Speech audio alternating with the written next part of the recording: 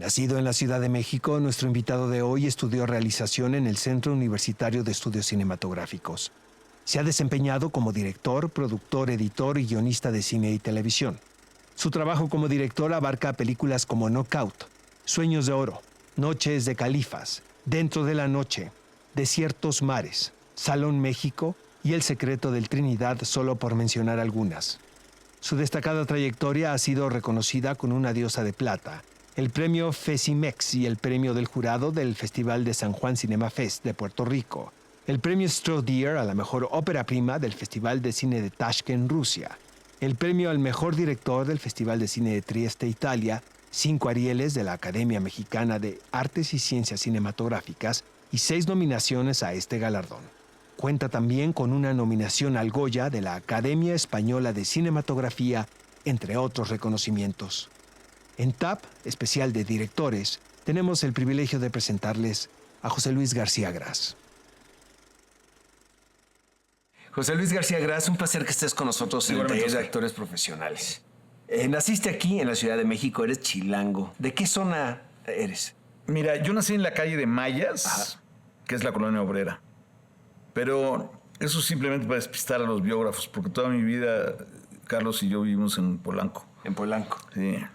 ¿A qué se dedicaron tus padres, José Luis? Mi papá era ingeniero civil y mi mamá era empleada en Azúcar S.A. y trabajó en bancos. Uh-huh. Era una mujer que de hecho casi nos mantuvo cuando mi papá ya empezó a fracasar en los negocios y se le vino el mundo encima un poco. Mi mamá sacó adelante esto con sus... No, mi papá tenía unas historias increíbles, ¿no? Lleno de aventuras y tal, pero a la hora de la hora, con los años me he dado cuenta que la heroica era ella, ¿no? Calladita, pero... ¿Eres un niño que le gustaba el cine desde muy pequeño? Sí. Fui un niño que me gustó mucho el cine, el fútbol, el teatro. ¿Qué cines frecuentabas, José Luis, en esa época? ¿Te acuerdas? Como era Polanco, el cine Ariel, curiosamente, y el Polanco, principalmente, pero tenía todos los cines de Reforma, que eran muy importantes, el Roble, ¿no? El cine Diana, que luego apareció, que era de grandes películas, superproducciones, ¿no? Sabemos que el fútbol es importante para tu vida. ¿Cuándo nace la afición por el deporte? Nace muy pequeño. Desde muy pequeño. Muy pequeño. Curiosamente, mi mamá, no sé si por ella, pero mi mamá era muy aficionada al fútbol. Muy aficionada. Porque te decía yo, mi mamá era empleada y en su juventud ella trabajó en el Banco Agrícola. En esa época, en los años 40, el Banco Agrícola era propiedad de César Martino, que a su vez también era propietario del Club América. Con lo cual mi mamá intimó con todos los jugadores de la América que trabajaban ahí, ¿no? Y eran medio aviadores, ¿no? Y algunas de sus amigas se casaron con futbolistas. Entonces el caso es que cuando nosotros somos chicos somos súper apasionados al fútbol. Lo que pasa es que mi hermano y yo, en lugar de irle a la América, le íbamos al Guadalajara. ¿Recuerdas algunas películas que te hayan marcado en ese periodo en tu vida? Sí, cómo no. Recuerdo una película, digamos, en particular, que era El hombre de la máscara, ¿cómo se llamaba? El de la mosca, la primera versión de La Mosca. Que yo siempre le decía a mi mamá, pero ¿cómo se te ocurrió vamos a ver esa película? Yo no pude dormir durante casi un año. Una película aterradora. La he vuelto a ver alguna vez ya después y es una película fantástica. Y las épicas típicas del cine Diana, ¿no? Que nos llevaban a ver, el Cid Campeador, que Charlton Heston. Sí, Sofía Loren, Charlton Heston. Verdaderas epopeyas fílmicas, ¿no? Esas ya no las hacen como antes, ¿verdad? De ese tipo. Sí, habría que pensar. La escala sí, pero hay como razón. una sensibilidad que se ha perdido. Hay algo que tienes quizá razón. ¿Por qué decides estudiar economía, José Luis? Yo decido estudiar economía porque a mí me pica primero el gusanito de la revolución socialista. O sea, cuando yo empiezo a tener cursos de marxismo cuando tengo 14 años. Un grupo de amigos nos juntábamos en casa de uno más mayor, gente que había estado en el 68. Y después, poquito después del 68, nos dijeron, se han dado cuenta que las cosas están mal en este país y pues hay que cambiarlas. Yo no tenía mucha conciencia, pero empecé a tener como empezó a abrirse, digamos, este germen de transformar la sociedad, por decirlo de alguna manera. Cuando eres muy joven, me dio como para cuando empecé en la edad universitaria, pensar qué podría servir, digamos, a mi compromiso, ¿no? En el fondo, yo quería ser futbolista, o quería yo ser otra cosa, pero eché un volado entre estudiar sociología o economía. Uh-huh. Y venía yo en el camión con un amigo, que a la fecha es uno de mis mejores amigos, mi hermano. Él es matemático, Guillermo Zambrana, y entonces echamos un volado en el camión. Le digo, no sé qué voy a estudiar. Entonces dije, bueno, si es Águila, estudio sociología, si es Sol, economía. Pues salió Sol. Y me escribí. No me gustó. Digo, no es que no me gustara la economía, ya no me vino bien el ambiente universitario, sobre todo que te digo, yo tenía una formación marxista muy temprana, entonces lo que yo no quería ya era seguir oyendo hablar de marxismo, yo quería aprender economía. Y muy pronto, pues, mi hermano que había entrado al CUEC primero, porque sí tiene una vocación de monje cartujo, o sea, desde los 11 años, 12 años, ¿no? Sí. Ya tenía libros donde hacía fichas de cineastas y películas. Fue mi primer maestro, fue el primero que me enseñó que las películas no se hacen en orden, ¿no? Tengo entendido que cuando estabas estudiando economía fundaste también una revista de cine, ¿es cierto? Eso es una información muy rara. Pero sí, es que ya pasaron muchos años. Francisco Báez, que es un economista, Hermann Bellinghausen, el gran Trejo del Arbre y yo. Hicimos una revista que se llamó Lapsus. Y a mí me dejaron la parte del cine brasileño, del cine latinoamericano. Uh-huh. Y ahí descubrí también una magia con el cine brasileño. ¿En qué momento decidiste estudiar cine, José Luis? Yo creo que el cine es un asunto que lo traía yo. Yo creo que se potenció con la entrada de mi hermano al CUEC. El ir con mi hermano y trabajar con sus amigos y ver que las películas eran cosas que se podían hacer al diario, ¿no? Eso yo creo que fue fundamental.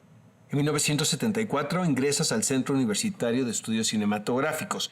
¿Quiénes podrían haber sido tus maestros más entrañables en el periodo formativo, José Luis? No tengo la menor duda. No tengo la menor duda. Ludwig Margules, uh-huh. El Perro Estrada, Alfredo Yoskovich, digamos, mis maestros fundamentales. Yo te quiero preguntar algo. ¿Cambió tu visión del cine a partir de la perspectiva académica? Yo creo que es una parte de formación. Yo creo que no hay una visión, salvo quizá seres muy excepcionales, ¿no? Como podrían ser quizá, no sé, Kubrick. Por eso no va ni a la escuela, ¿no? Quiero decir, gente que tenga de pronto una idea cinematográfica regadas, pues, ¿no? Uh-huh. Independientemente de las escuelas, ¿no? Yo creo que las otras personas, los normales, vamos creando nuestro propio aprendizaje. Exacto. Vamos madurando a partir de lo que vamos conociendo de nuestros compañeros, de nuestros maestros, del cine que vemos, de lo que nos gusta y lo que no nos gusta. Yo creo que eso va modificando nuestra visión, uh-huh. Y nos va a ir condicionando a lo que nosotros somos y queremos ser también. Uh-huh. Supongo que tu trabajo como asistente de dirección de José Estrada, Julián Pastor, Arturo Ripstein, aportaron a tu proceso de formación muchísimo como director. ¿Qué podría ser lo más que rescatarías de esas experiencias, por ejemplo? Es una universidad. Yo, por ejemplo, creo que todos ellos tienen valores muy específicos, ¿no? Quizá en la totalidad, en la generalidad, que se hace Arturo el más completo de todos los cineastas con los que yo trabajé, ¿no? Uh-huh. Sí, cuando yo trabajé con él, pues sí me di cuenta que estaba yo frente a una persona que era un sabio, ¿no? O sea, un tipo que llegaba, se paraba y articulaba la producción y su lenguaje personal al mismo tiempo, ¿no? O sea, que era capaz de entender con el mínimo respiro de qué se trataba un lugar, ¿no? Cómo quería verlo, qué es lo que quería hacer, ¿no? Pepe era fantástico, por ejemplo, el trabajo con los actores. Efectivamente, sí era un director de actores muy bueno. Y la prueba es que Pepe hizo mucho teatro y mucho teatro universitario. De hecho, mi amistad con Margules surge de la amistad del perro con Ludwig. Porque cuando nosotros entramos al CUEC, ellos ya son amigos. Entonces eso también... Alguien me preguntó alguna vez, a mí nadie me presentó a Margules. Simplemente cayó en mi presupuesto. O yo caí en el suyo, yo no sé. Pero son cosas que fueron naturales, ¿no? Y Pepe era un hombre muy cuidadoso, digamos, con muchos detalles. Muchos detalles en términos actorales, ¿no? Cosa que yo valoro muchísimo, sobre todo ahora de grande. ¿Qué consejo le darías, José Luis, a cualquier jovencito o jovencita que nos esté viendo en estos momentos por televisión y que tenga la intención de convertirse en cineasta? Que lo sea, que siga adelante, que no se detenga con nada. Ya lo he hecho. Ya en alguna vez que pasé alguna película o alguien que me preguntó esto. Normalmente, sobre todo mi generación, era muy dado que la gente decía, no, pero ¿cómo vas a estudiar cine? ¿No? En mi época, además, no existía Cuarón, ni el negro González Iñárritu, ni los Óscars, nada. Todo eso era inalcanzable. ¿No? Y en mi época era, ¿cómo te vas a dedicar al cine, maestro? ¿O el cine se estudia? Esa es la otra pregunta, ¿no? La verdad es que yo pienso que todas las generaciones, ahora hay mejores condiciones por un lado también, ¿no? En términos materiales, ¿no? Pero las circunstancias para enfrentarse siempre a la película son difíciles en cualquier generación y en cualquier época y en cualquier país.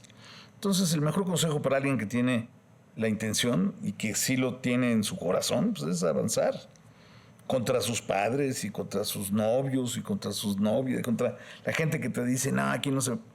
Si tú traes esto en la cabeza, ¿quién te va a detener? Amigos, esto es el Taller de Actores Profesionales. Él es José Luis García Gras y regresamos después de esta breve pausa. Bien, mi café se va a enfriar.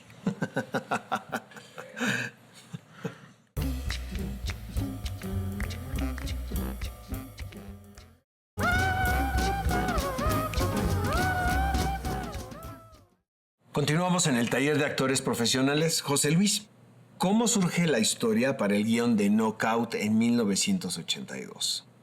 Yo originalmente había hecho... Yo me acuerdo mucho de Margules que decía que la única manera de acabar con los lugares comunes es con el research. Claro. O sea, pero hace sentido, caray. porque siempre te sientes, voy a hacer la historia de un policía. Entonces ya sabemos, ya es Chucho Ochoa, Damián Alcázar, ¿no? sí. Chamarra Negra.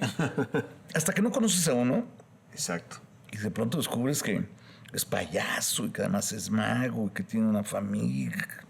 Empiezas a sorprenderte de la cantidad de riqueza que puede haber en la realidad, por cierto. Yo no digo que la ficción sea la realidad, pero sí es donde surge de alguna manera el compromiso con esa ficción, ¿no? Entonces, yo había hecho una investigación para una película que quería yo hacer de un policía, con un policía real. Y ese policía real boxeaba. O sea, en sus ratos, bueno, había sido, creo que los Guantes de Oro, un tipo, un criminal, maestro, ¿no? Lo que lo conocí, además, nos íbamos a tomar un café al Perro Andaluz, ahí donde iban mis maestros. Un personaje bastante siniestro. Y yo, en mi viejo nivel, así mi libretita, y oiga, y usted, y era sobre el mundo de la policía mexicana. Pero todo el tiempo hablaba de box, él. Y así me surgió el personaje un poco de esto. Y luego después me busqué algunos personajes que estaban en el mundo del box, en los baños, en Tepito, y más o menos. A mí sí me gusta me siento muy bien haciendo investigación. En el fondo es algo que me gusta. ¿Me explico? No sé si quede luego en la película, ¿no? Pero el proceso... Pero me enriquece sí, a mí. claro. Exacto. Actualmente estoy haciendo una investigación increíble. Y yo a veces digo, bueno, yo podría dedicarme a eso nomás, a investigar. Ya filmar que venga. No, te entiendo perfecto. ¿Verdad? Visualmente, ¿cuál era tu búsqueda en Knockout? Totalmente expresionista, como es. Platiqué mucho con Ángel Godet. Godet era en ese momento el top of the line de los fotógrafos en México, ¿no? Estaban los fotógrafos de la gran escuela como Gabriel Figueroa, el maestro Jorge Stahl, ¿no? Y estaban de los jóvenes Tony Kuhn, pero Godet era el más revolucionario. Era un fotógrafo muy fresco en esa época. Él era esta costumbre que tienen de operar la cámara y fotografiar, ¿no? Utilizar de pronto, a veces luz ambiente, poca luz, pero a veces de pronto cosas muy sofisticadas, ¿no? A mí me gustó muchísimo trabajar con un fotógrafo tan hecho cuando yo estaba todavía empezando, ¿no? Y sí había una intención de aprovechar el centro en la noche. Era muy cine alemán, ¿no? Hay cosas que así era, estaba iluminado el centro así, ¿no? Sombras largas, mucho contraste. Y tratamos de jugar mucho a eso, ¿no? En algunos casos sí lo conseguimos. Tenemos entendido también que Alfonso Cuarón se integra al equipo de producción como asistente de dirección. Así es. ¿Cómo sucede esto? ¿Cómo se integra al equipo? Entra. José Luis? Alfonsito era, como lo ha platicado él en muchas biografías, porque ahora ya es muy famoso, con Fernando Cámara. Ajá. Él era el microfonista de Fernando Cámara. Fernando Cámara es mi productor en Knockout, sonidista que vino de Londres, de toda esta generación. Mi generación tiene una línea inglesa, que son Fernando, que muchos se dedicaron a los comerciales, pero otros no. Fernando Cámara, Juan Francisco Urrusti, Lalo Fernández, Pedro Torres, Juan García, Alejandro Pelayo, Luis Mandoki, todos ellos estudiaron en Inglaterra. Valdría la pena hacer hasta algún día. Y Fernando era un sonidista también excepcional. Hicieron la víspera de Pelayo. ¿Cómo le cayó Cuarón? Es una buena pregunta. Esa historia no me la sé. A lo mejor ya la olvidé. Pero cuando yo iba a hacer Knockout, andaban Alfonso, que había sido microfonista de Fernando, andaba, oye, que Cuarón quiere trabajar aquí con nosotros. Que Cuarón que... A mí me caía bien Cuarón, pinche güey flaco, alto y muy intenso. Y le digo, maestro, ¿tú qué sabes hacer? No, es que yo quiero ir contigo en la película. Digo, es que las películas son como unos barcos, maestro. O sea, son lugares asignados porque hay una cantidad de comida, hay un pedacito así. Cada quien hace lo que sabe. Cada quien tiene que hacer una... No, que yo te ayudo, García Gras, que de verdad que... Estaba en esa y estaba con la otra de que quiero que veas mi película. Un cortito que había hecho en el Cueco. Hasta que de pronto Fernando Cámara había comprado con Nerio Barberis, que eran todos ellos, Toño Betancourt, Nerio Barberis, Fernando Cámara. Tenía una compañía que se llamaba Scratch. Y entonces habían comprado un proyector de doble pista, ¿no? Para poder ver. Me dice, pues vamos a ver la película de este cuate. Órale, vamos. Cuando la vimos, terminé la película y yo le caí encima a Cuarón. Le dije, cabrón, no se entiende ni madre tu película. Digo, esto es una mamada. Pinche cine alemán. ¿De qué se trata? No, pues es que no tenía yo guión. Le digo, se nota. Total, me lo puse acomodado. Y cuando se fue, Fernando y yo dijimos, no mames, qué ojo tiene este güey. Algo, te lo juro que es algo, siempre lo he dicho, no era normal. Lo que nosotros acabábamos de ver no era normal. Alfonso, ojo, algún día algún maestro suyo me vino a reclamar a mí que porque él iba a ser fotógrafo y ya no era fotógrafo. Le dije, mira, él quiere ser director porque quiere ser director. Pero es un cineasta tan completo que podría ser sonidista, podría ser fotógrafo, podría ser lo que quisiera. Es un all inclusive, ¿no? Cuenta una leyenda, dime si es cierto o no, que por una cuestión de presupuesto no pudiste pagar los derechos de una canción y le pediste a Alfonso que te ayudara a componer una canción. No, él la compuso. Los derechos de esa canción es de la que sale. Hay un momento que en el personaje Blanca Guerra, que era una cantante de un antro ahí todo jodido, tiene que cantar una canción. Entonces yo efectivamente busqué todos los boleros que me gustan. Si nos dejan, vamos, la que tú quieras. Y todas costaban una cantidad de lana que yo no tenía. Entonces le dije, Cuarón, vete a esa banquita que está ahí enfrente. Estábamos en La Condesa, en Parque de México. Le digo, siéntate ahí. y no te levantas hasta que no hagas una canción. Un bolero que va a cantar este tipo. Y un bolero, cara. Sí. Y con este tema, con esta idea. Una que se llama Yo no sé qué pasó.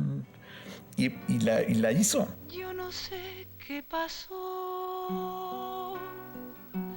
Si tú y yo nos amamos, yo no sé qué pasó, que no estás a mi lado.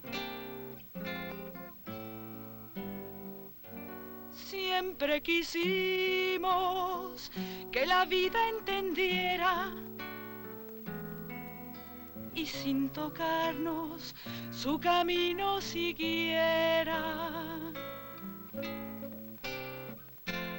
De pronto abrimos los ojos y nos extrañamos. Yo no sé qué pasó, si la vida robó. ¿Cuánto pudo haber sido? Ah, ah.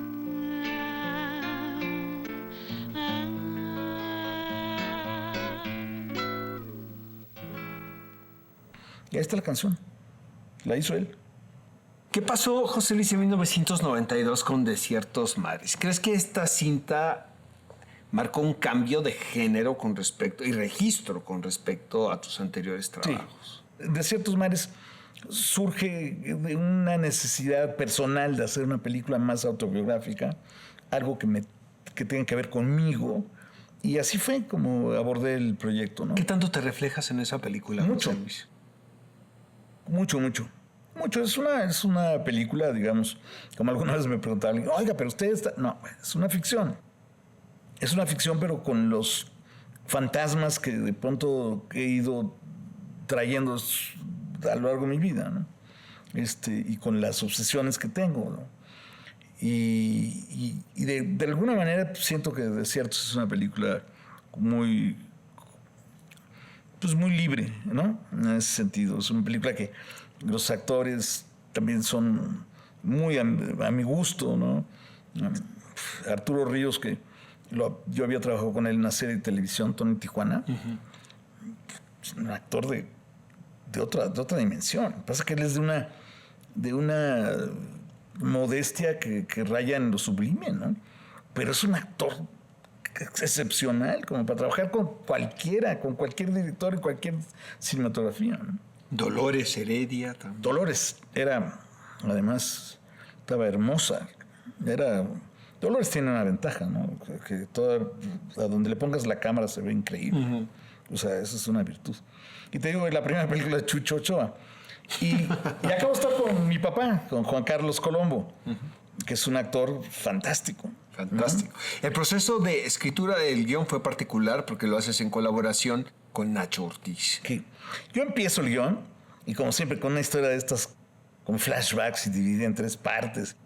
Entonces le dije, Nacho, échame una mano, ayúdame. Yo soy mi amigo Nacho y había trabajado lo conozco desde la escuela. Y tengo muy presente a Nacho. Su ayuda era la siguiente. En esa época estaban las computadoras. Las impresoras eran las que salían llenas de... Sí. De hoyitos. Ajá, de orificios, exacto. ¿Te acuerdas que estaban pegadas a las hojas? Entonces iba haciendo las hojas así. Y las iba arrugando. Iba haciendo una edición. Me dice, esto para afuera. Tratamos de un poco de centrarlo, ¿no? Fue una gran ayuda, Nacho. ¿Cuáles son los retos de hacer una película de época, José Luis? Pues esa, que la época a todo el mundo le da un pánico pavoroso. Uh-huh. Primero, porque es caro. Segundo, porque el cine mexicano no es como en Inglaterra, ¿no? Que tú quieres hacer una historia de época y tienes 40 bodegas y hay 40 directores de arte que son especialistas en época victoriana, en previctoriana. ¿Me explico? O sea, aquí es muy difícil conseguir cosas. Irnos a la época, digamos, del siglo XVI, siglo XVII y tal. Que armaduras. Buscamos una idea mucho más estilizada un poco, ¿no? Para que no fuera complicado y ver solo cosas puntuales, ¿no? Exacto. Incluso yo andaba con el rollo muy japonés, ¿no? Yo siempre he sido muy admirador de los japoneses. De Kurosawa, ¿no? De toda la parte de la pirámide de Tenayuca, a mí me parecía que era como una idea japonesa, ¿no? Con sus banderines. Sí, históricamente existió así iban pintados algunos combatientes, pero sí hubo que meterle, digamos, mucho cuidado a no ver mucho tampoco, ¿no? Ese es el problema. A no ser tan específico, ¿verdad? Y no ser tan general. Y no ser tan general. Porque si, digo, tú ves Arráncame la vida y dices, bueno, eso es fantástico, por poder ver que la época, ¿no? Pero ahí es otro momento y otro tipo no, por eso, de pero sabes lo que significa el esfuerzo tan grande en términos, no nada más económicos, sino en términos artísticos, de lograr, digamos, que los coches parezcan de la época, que no se vean mal, que se vean bien, que se vean normal. Es complicado. Muy bien. Amigos, esto es el taller de actores profesionales. Después de esta breve pausa, vamos a continuar platicando con José Luis García Grasso.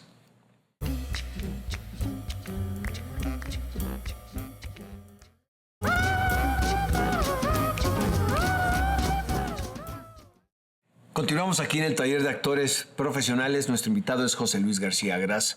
José Luis, ¿por qué hacer en 1994 un remake, si así le podemos llamar, de una película titulada Salón México?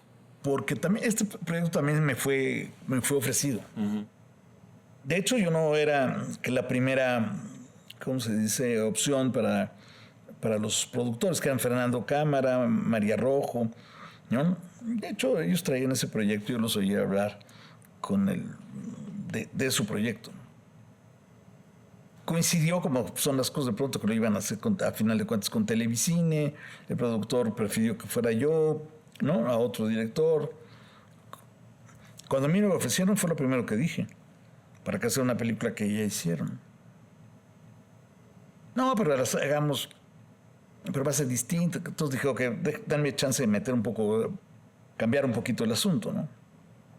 Entonces le pedía a un amigo mío que era un escritor, Rafael Ramírez Heredia, que hiciera un cuento del Salón México, digamos, en los años 30. Uh-huh. La película del Indio es a finales de los 40, ¿no? Uh-huh. Pero aquí al inicio del Salón México.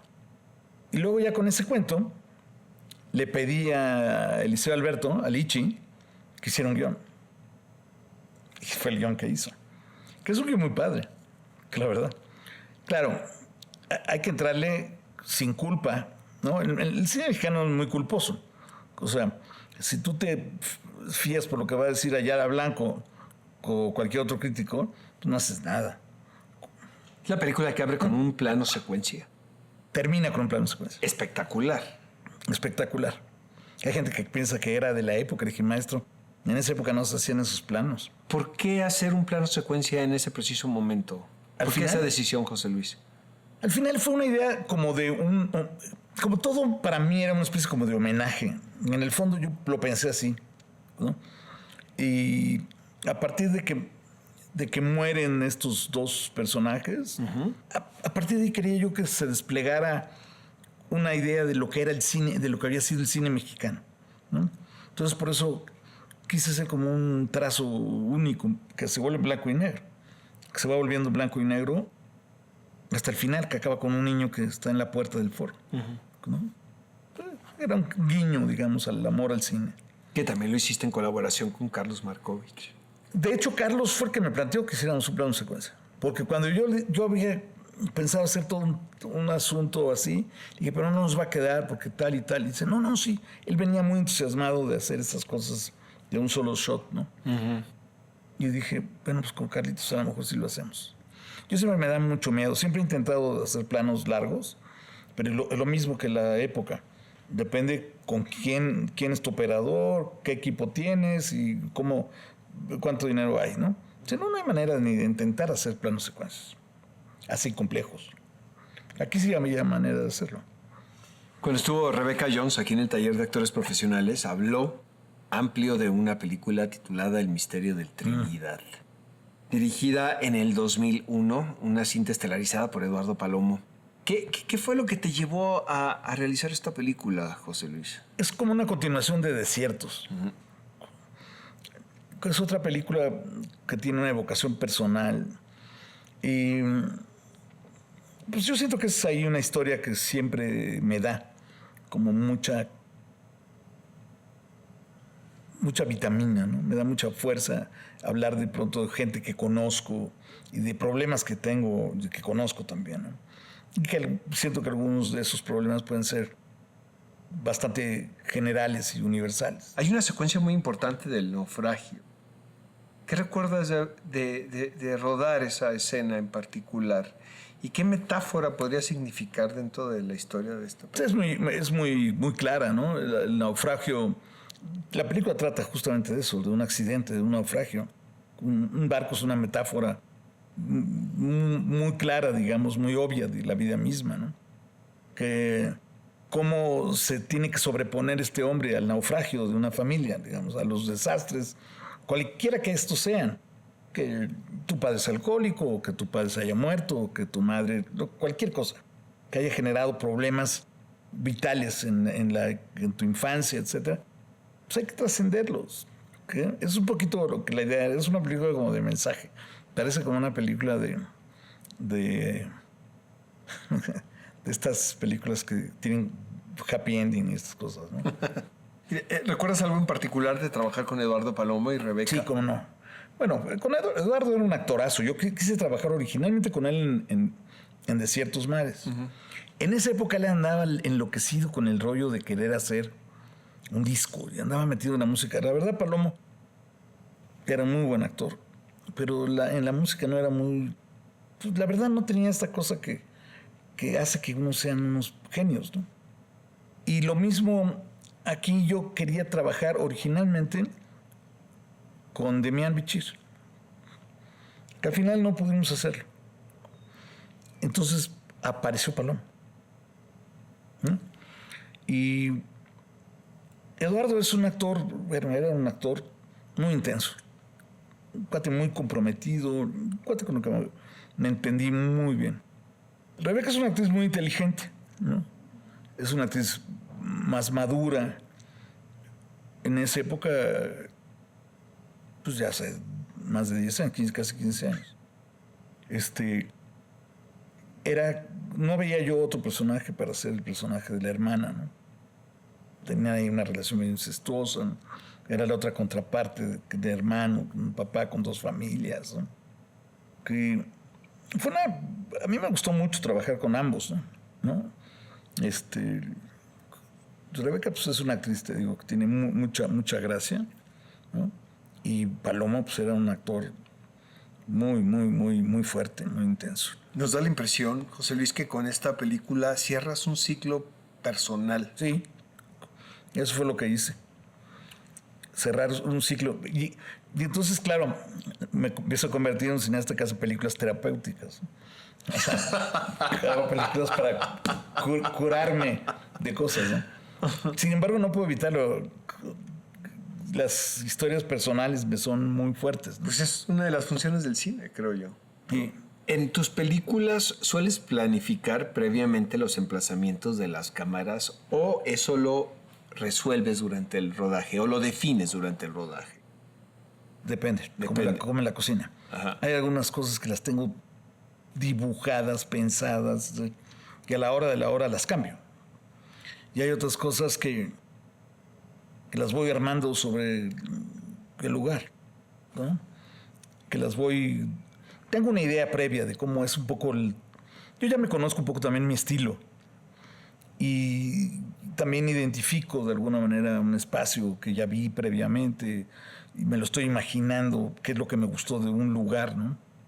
Y ya traigo un poco el shooting en mi cabeza, ¿no? ¿Qué tanto hay lugar para la improvisación en Mucho. tus películas? Sí. Mucho, pero a partir, digamos, de una base clave, sólida. como la música, ¿no? Exacto. Esto va a ser tocado en esta clave, ¿no? ¿Has encontrado hallazgos de repente en la improvisación de tus actores? Todo el tiempo. Todo el tiempo. Esa es la parte más hermosa de ser director. Justamente es lo que vas a encontrar. Lo que decía Robert Altman, que era él se consideraba un director de orquesta y que le hablaba a los mejores músicos y que lo que simplemente era escuchar cómo ellos interpretaban, ¿no? Y admirar. Margulis decía una cosa fantástica, que decía, tus verdaderos maestros como director son los actores. Ellos son los que te van a enseñar. Es cierto. Los buenos y los malos. ¿Cómo describirías el ambiente en el set de alguna de tus películas? ¿Lo tienes claro, José Luis? Sí, cómo no. Yo soy de la escuela, como decía Cukor, a mí me gusta que todo el mundo la pase bien. Pero eso sí, los minutos previos a la toma, todo el mundo concentrado en eso. A mí también los sets llenos de tensión, digo, no es lo mío. A mí no me gusta eso. Eso sí, a la hora de que viene la toma, quiero que todo el mundo esté igual de concentrado que yo en lo que está haciendo. Porque todos los que estamos en un set estamos haciendo algo. Entonces sí es importante que todo el mundo tenga el mismo compromiso. Cada uno, el del sonido, el que está en la puerta cuidando, el fotógrafo, todo el mundo tiene siempre una actividad en el momento de la toma. Y cuando ellos vienen y te preguntan algo, ¿siempre tienes una respuesta? ¿La respuesta es inmediata de todos los departamentos? Depende. No, yo aprendí hace muchísimos años. Yo fui asistente del perro Estrada, ¿no? Entonces me acuerdo del perro que decía, un día que estábamos en una película, y de pronto, claro, tú vas caminando y todo el crew sigue al director, ¿no? En cine mexicano, sobre todo los del STPC, ¿no? Te seguían. Esperando dónde va la cámara. O sea, el acto fundador del día de trabajo, ¿no? Aquí. Entonces todo el mundo empieza a trabajar. A partir de ese punto, ahí va la cámara. Entonces yo siempre decía, bueno, te forzan, tómate tu tiempo. O sea, ustedes quédense, tomen café, yo les aviso cuando tenga yo el lugar donde va a estar la cámara. Si tengo alguna duda de algún lugar. No me gusta que esté presionándome. La otra que decía Pepe, tocayo, cuando pongas tú dices la grúa aquí en la mitad del río y de pronto te descubres que te equivocaste, síguela, porque si no luego no te van a respetar. Pero yo aprendí que no era cierto, que ahí en ese sentido se equivocaba mi maestro. Lo que hay que hacer en ese momento es decir, señores, me equivoqué, quiten esa grúa, no va a ir, porque vas a perder tiempo a lo pendejo. Exacto. Y ese tiempo te va a servir si lo recuperas. Si tomas una medida de reversa a tiempo, puedes aprovecharlo. De la otra manera, ya te tienes que hacer una tontería ahí, ¿no? Entonces yo no tengo ese tipo de problemas de ego en el set, ¿no? Para mí el set sí es mi cocina, ¿no? O sea, sí ando en pantuflas y, ¿no? Me pongo babero o me pongo una camiseta o me lleno de... A mí me vale más. O sea, en el set estoy en mi trabajo y puedo dudar. Es parte de mi trabajo. La duda es parte de mi negocio. Por lo menos el trabajo. Siempre he pensado que el director de cine, cuando yo empecé, también decían que el director de cine es como un general, sí, maestro. Pero no se te olvide que es un trabajo artístico. O sea, qué bonita es la metáfora, que es como un general. Pero estamos hablando de arte. También es como Baryshnikov. Y también es como un poeta. Y también es un artista. O sea, no se te olvide que es un trabajo artístico. Y tienes un montón de gente para hacer a veces cosas que llegan al corazón de la gente, ¿no? Amigos, esto es el taller de actores profesionales. Después de esta breve pausa, continuamos con José Luis García Gras.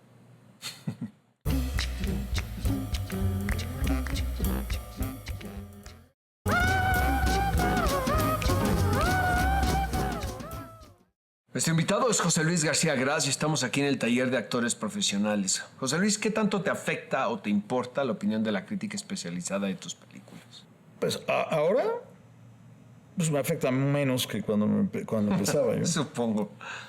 Hay algunas que digo que sí me molestaron muchísimo y es parte un poco del juego, ¿no? Para que saltas a la cancha. Pues, tú haces una película, subes a un escenario, muestras una exposición, estás en el ojo de la gente y la gente puede decir lo que quiera de ti, ¿no? Claro, siempre está uno tratando de sopesar. Fulanito de tal dijo esto bien de mí y fulanito de tal dijo esto mal de mí. No trates de olvidar las malas, quédate con las buenas. La verdad que son parte del proceso, ¿no? Cuando era yo más joven, sí. Bueno, cuando hice Salón México fue el único momento que se pusieron todos de acuerdo contra mí. Se pusieron todos de acuerdo. Menos Fernanda Solórzano. fue la única que yo la quiero, además de todo, por ese asunto. Dice, a mí me gustó Salón México. Me dice. Y le digo, sí, pero me habían dado... Allá lo agarró como una cruzada, porque incluso creo que en la primera copia que salió en la muestra había habido una fecha mal puesta. Esas cosas los vuelven locos en el mundo de las fichas, ¿no? Pero lo malo no era Jorge, ¿no? Sino los seguidores de pronto de Jorge, que tienen el odio. Afortunadamente hoy existen los troles, ¿no? Que son como ellos. Exacto. Gente que de pronto un niño una familia pierde un niño y un cuate escribe, qué bueno que se fue ese naco de la vida, ¿no? Dices, ¿cómo es posible que nadie pueda escribir cosas tan brutales? Hoy día es común. En la crítica igual de pronto a veces dices, bueno, es que bárbaro, ¿cómo es posible que diga este insulto o esta cosa? Esto no tiene que ver con la herramienta crítica, tiene que ver con un odio desmedido hacia el cine, hacia la persona, ¿no? Uh-huh. Entonces también aprende uno a tener un poco el criterio para discernir dónde viene una crítica, ¿no? Normalmente, por ejemplo, en los festivales que salen críticas, ¿no? Tú vas a Berlín o te vas a España y que buscas el periódico que habla de la crítica de tu película, ¿no? Y lees cosas muy fuertes también, ¿no? ¿No? Del misterio de la Trinidad. Y sin embargo también otras cosas que dices, bueno, así es, que este es el mundo real, ¿no? Ahora, sí es importante la crítica. Yo siempre he dicho que hay que ejercer la crítica, incluso la crítica de la crítica, ¿no? Cosa que aquí no se hace, ¿no? Pero sí es importante desarrollar, que la gente aprenda, que eso es importante. Es importante que incluso venga un tipo y diga, su película es una tontería, aunque sea por adjetivo, ¿no? Habla de que hay un mundo en el que tú también aprendes a vivir haciendo tus cosas, ¿no? Aprendes a hacer las cosas no tampoco ni para los festivales ni para los críticos. Eso es a lo que voy. ¿Por qué seguimos contando historias, José Luis? ¿Por qué insistimos en seguir contando historias? Es una necesidad que va más allá de todo, ¿no?